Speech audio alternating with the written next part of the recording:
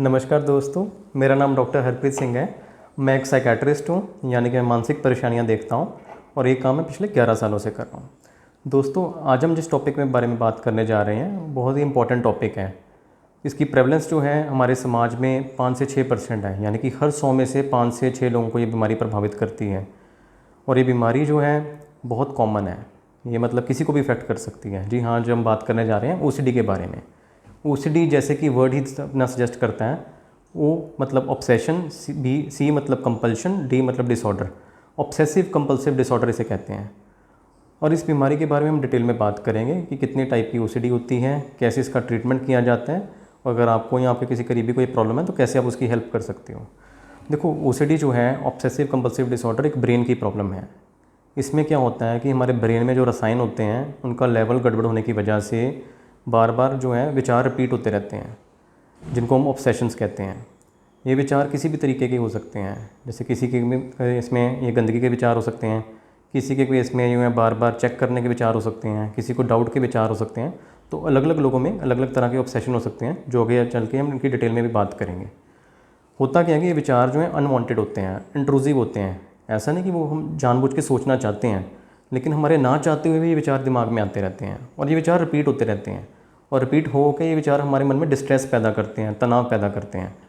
और कुछ लोगों में जब तक इनके ऊपर आप एक्ट नहीं करते हो तो तब तक ये तनाव बढ़ता रहता है। और जैसे ही इन विचारों के ऊपर आप काम करना शुरू करते हो, इनके अकॉर्डिंग काम करते हो, जिसे हम कंपल्शन भी कहते हैं, तो मन रिलैक्स हो जाता है, मतलब एंजाइटी कम हो जाती है। तो आपको इस चीज़ का ध्यान रखना है कि इसमें जो बेसिकली घबराहट होती है वो सिर्फ रिलीफ होती है, इसमें कोई मज़ा नहीं आता इंसान को कंपल्शन करके। तो एक तरह से बीमारी मजबूर कर देती है इंसान को एक्ट करने के लिए। ये बीमारी जैसे मैंने आपको बताया कि ये 5 से 6% लोगों में है, यानी कि हर 100 में से 5 से 6 लोग, यानी कि ये लोग हमारे आसपास ही हैं, क्योंकि हर इंसान के सराउंडिंग में कितने लोग होते हैं। तो ये इतनी आम बीमारी है, बट अवेयरनेस की कमी की वजह से, क्योंकि इसके बारे में जागरूकता बहुत कम है, तो उसकी वजह से इसको डायग्नोज नहीं किया जाता टाइम पे, और अनडायग्नोज होने की वजह से ये प्रॉब्लम पुरानी होती जाती है और इसका इलाज फिर और करना कठिन होता जाता है। तो बहुत ज़रूरी है कि आज आप इस वीडियो के माध्यम से समझें कि ओसीडी जो है एक बीमारी है, ये कितने टाइप की होती है और कैसे इसमें हेल्प की जा सकती है। अगर हम टाइप्स की, जैसे मैंने आपको बात की, तो टाइप्स कई तरह की होती हैं। सबसे पहले जो कॉमन थीम है इसमें वो है कंटेमिनेशन की, जिसमें गंदगी के विचार आते हैं बार बार। होता है क्या है कि इंसान जैसे एक बार हाथ धो लेता है तो उसकी तसल्ली नहीं होती, उसके मन में थॉट आता है यार तुम्हारे हाथ गंदे हैं अभी, तो और धो। फिर वो बार बार धोता रहता है। बार बार धोने से उसका टाइम भी वेस्ट होता है, ठीक है। हाथ की जो स्किन है जो ख़राब होती है ना। और सामने वाले जो परिवार वाले हैं वो देख के परेशान होते हैं कि ये क्यों कर रहे हैं, उनको लगता है ये तमाशा करे जा रहा है। हम तो ऐसा नहीं करते, हम तो एक बार धो के हमें तसल्ली जाती है, क्यों कर रहे हैं, क्या ये पागल हो गए हैं। तो आपको ये समझना कि ये पागलपन नहीं है, ये एक बीमारी है, ये किसी को भी हो सकती है, ठीक है। लेकिन जो इंसान ऐसा कर रहा है वो मजबूरी में कर रहा है, वो जानबूझ के नहीं कर रहा है। आप उसकी प्रॉब्लम को समझो। जैसे किसी को फिजिकल प्रॉब्लम होती है, उसकी प्रॉब्लम को समझते हैं ना। कोई बंदा जानबूझ के थोड़ा अपनी हार्ट की प्रॉब्लम कर लेता है, या जानबूझ के अपने आप को लिवर की प्रॉब्लम कर लेता है, या किडनी की कर लेता है। इसी तरीके से किसी ने जानबूझ के प्रॉब्लम नहीं की है, ना ही उसको शौक़ है अपना टाइम एनर्जी वेस्ट करने का, लेकिन वो मजबूरी में करना पड़ रहा है। तो जब हम इसको समझेंगे कि ये बीमारी है, तभी हम उसके इलाज के ऊपर फोकस करेंगे। इसी तरीके से कई लोगों में आपने देखा होगा कि बार बार चेक करने की आदत होती है, जैसे ताला चेक करना बार बार, है ना, गैस चेक करनी, गैस बंद है कि नहीं बंद। तो इसमें क्या होता है कि वो एक बार खुद भी चेक करेंगे, कई बार अपने फैमिली मेम्बर को बोलेंगे जाके चेक करके आना, कहीं मैंने कुछ खुला तो नहीं छोड़ दिया, या मैंने कहीं वो गैस बंद की है कि नहीं की। इसको कहते हैं कंपल्शंस बाय प्रॉक्सी, कि बाय किसी को कह देना, उससे कंपल्शन करवा लेनी। तो फैमिली मेम्बर्स को समझना है, एक तो कंपल्शन बाय प्रॉक्सी नहीं करनी है, बट लेकिन अगर आपका मरीज़ या आपके घर में कोई सदस्य ऐसा कर रहा है तो उसको इग्नोर नहीं करना है, उसको बीमारी समझ के उसका ट्रीटमेंट कराना है, ठीक है। इसी तरीके से हमारे कई मरीज़ बताते हैं कि वो क्या करते हैं, जैसे कई बार मोबाइल से फ़ोटो खींच लेते हैं, कि हमने लॉक लगा लिया हम फ़ोटो खींच लेते हैं, या हमने गैस बंद कर ली तो फ़ोटो खींच लेते हैं। तो ये भी एक तरह की कंपल्शन ही है। भले ही आप वहाँ जाके बार बार चेक नहीं कर रहे हो, बट बार बार अपने मन को तसल्ली देने के लिए अपने फ़ोन पे बार बार स्क्रॉल करके देख रहे हो फ़ोटो में कि मैंने किया है कि नहीं किया। तो इस तरीके से आपके मन में बहुत टेंशन क्रिएट रहती है, दबाव रहता है, आप खुश नहीं रह पाते। यही देखा गया है कि जो ओसीडी के मरीज़ होते हैं उनमें सिंपल ओसीडी के अलावा वैसे भी उनको छोटी छोटी चीज़ों को लेकर घबराहट होने लगती है। और कई बार क्योंकि इतनी ज़्यादा इसमें टाइम और एनर्जी वेस्ट होती है, वो अपने काम नहीं कर पाते हैं, उनका वर्क भी सफ़र करता है, उनके रिलेशनशिप्स में भी खटास आ जाती है, क्योंकि वो अपने फैमिली मेम्बर्स को भी बीच में इन्वॉल्व कर लेते हैं, और फैमिली मेम्बर क्योंकि समझ नहीं पाते हैं। और कई केसेस में तुमने यहाँ तक देखा कि लोगों के डाइवोर्स तक हो जाते हैं इसकी वजह से। तो है ये सिंपल सी बीमारी, अगर इसको समझा जाए और फिर कई कॉम्प्लिकेशन से बचा जा सकता है। इसके अलावा हमने कुछ लोगों में देखा है कि कुछ लोगों को परमात्मा के प्रति, भगवान के प्रति गलत विचार आते हैं, ये भगवान को गाली देने का मन करता है, जिसको हम ब्लेफेमस थॉट्स भी कहते हैं। तो ये भी एक ओसीडी की प्रॉब्लम है, एक ओसीडी की टाइप है। कुछ लोगों को जो है सेक्सुअल थॉट्स इतने हावी हो जाते हैं, सेक्सुअल ऑब्सेशंस होते हैं, जिसमें वो अपने फैमिली मेम्बर्स के प्रति सेक्सुअल थॉट्स आने लगते हैं। जैसे कईयों को अपने पेरेंट्स के प्रति, या लड़का है तो अपने जो मदर के प्रति, या लड़की है तो अपने फादर के प्रति। तो इस तरह के सेक्सुअल कंपल्शंस या सेक्सुअल थॉट्स जो हैं आते हैं। तो आपको ये ध्यान रखना है कि ये बीमारी है। इसको ऐसा नहीं कि आप जानबूझ के कर रहे हो। कई लोग क्या होता है, इसमें गिल्टी फीलिंग करने लग जाते हैं, यार मैं ऐसे कैसे गलत सोच सकता हूँ, मैं बहुत गलत आदमी हूँ, मैंने अपनी माँ के प्रति गलत सोच लिया, या मैंने भगवान के प्रति गलत सोच लिया। तो आपको ये समझना कि ऐसा नहीं कि आप जानबूझ के कर रहे हो, ये बीमारी आपके मन में ला देती है।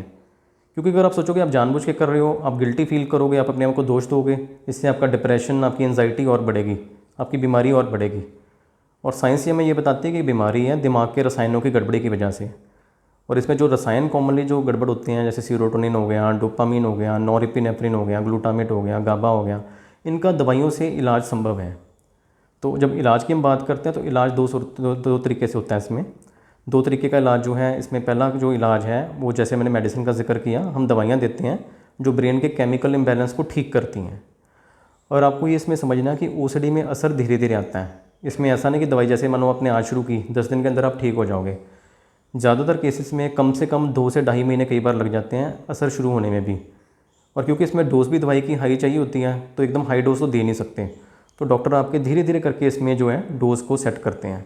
तो इसमें पेशेंस बहुत ज़रूरी है। अक्सर मरीज़ों को पहले सेशन में बता देते हैं कि आपको सब्र रखना पड़ेगा। जो दवाई हमने आपको आज लिख के दी है, आपको 10 दिन के बाद रिव्यू कराना है, आपकी कंडीशन देख के हम डोज़ को रिवाइज़ करेंगे। और दवाई पेशेंट की कंडीशन के अकॉर्डिंग फिर बढ़ाई जाती है। और दवाई जो है, इसमें आपको ये भी ध्यान रखना है, इसकी ड्यूरेशन लंबी होती है। क्योंकि बहुत सारे लोगों में पेशेंस नहीं होती, वो क्या करते हैं, किसी के कहने पे जैसे थोड़ा सा फ़र्क भी पड़ गया, उसके बाद बंद कर देते हैं दवाई। उससे क्या होता है कि बार बार रिलैप्स होने की टेंडेंसी रहती है। और ओसीडी के ट्रीटमेंट रिकमेंडेशन में ये बहुत बात जो ये भी बताई जाती है, इसमें अगर प्रॉब्लम पहली बार किसी को आई है, थोड़ी देर के लिए है, तो इसका कम से कम भी इलाज जो है 1 से 2 साल है। 1 साल उनको जिनको सिम्टम की इंटेंसिटी माइल्ड से मॉडरेट रहती है, और 2 साल जिनकी सिम्टम सीवियरिटी मॉडरेट से सीवियर रहती है। ये सीवियरिटी जानने के लिए जब पेशेंट आते हैं तो उनके ऊपर स्कोरिंग की जा सकती है, बाई बॉक्स स्कोर लगाया जा सकता है। इसके अलावा जो है, आपको एक चीज़ और समझनी है कि जिसको प्रॉब्लम बार बार आती है या लंबे समय से है, तो उसका साइंस के मुताबिक जो इलाज होना चाहिए लाइफ टाइम होना चाहिए। तो साइंस ये भी बताती है कि जो दवाइयाँ हैं वो काफ़ी सेफ़ हैं, क्योंकि इसमें कोई आम दवाइयाँ यूज़ नहीं करते हम, इसमें रिसर्च बेस्ड मेडिसिन यूज़ होती हैं, जिनका बाहर के मुल्कों में कई साल तक रिसर्च होती है। जो वहाँ वो चीज़ें सेफ़ पाई जाती हैं, तो तभी वो दवाइयाँ जो है हमारे इंडिया में वो कंपनियाँ मैन्युफैक्चर करती हैं, क्योंकि उनके पेटेंट जब वहाँ ख़त्म होते हैं तब इंडिया की कंपनियाँ बना पाती हैं। तो जब तक इंडिया में दवाइयाँ शुरू होती हैं, तब तक बाहर के लोगों में काफ़ी रिसर्च हो चुकी होती है उनके पास। तो हमें कोई घबराने की ज़रूरत नहीं है, सेफ़ दवाइयाँ हैं, बट टाइमली अपने डॉक्टर को कंसल्ट करना ज़रूरी है ताकि डोज सेट की जाए, और दवाइयों के साथ पेशेंस रखनी ज़रूरी है। दूसरा जो टेक्निक है दवाइयों के अलावा, वो है काउंसलिंग की टेक्निक, जिसको हम साइकोथेरेपी कहते हैं। साइकोथेरेपी में अलग अलग टेक्निक्स आती हैं इसमें, जिसमें कॉग्निटिव बिहेवियर थेरेपी शामिल है, जिसमें आपकी एक्सपोजर एंड रिस्पॉन्स प्रिवेंशन जो है, कॉग्निटिव रिस्ट्रक्चरिंग है। इसमें अलग अलग टेक्निक्स यूज़ की जा सकती हैं पेशेंट की कंडीशन के मुताबिक।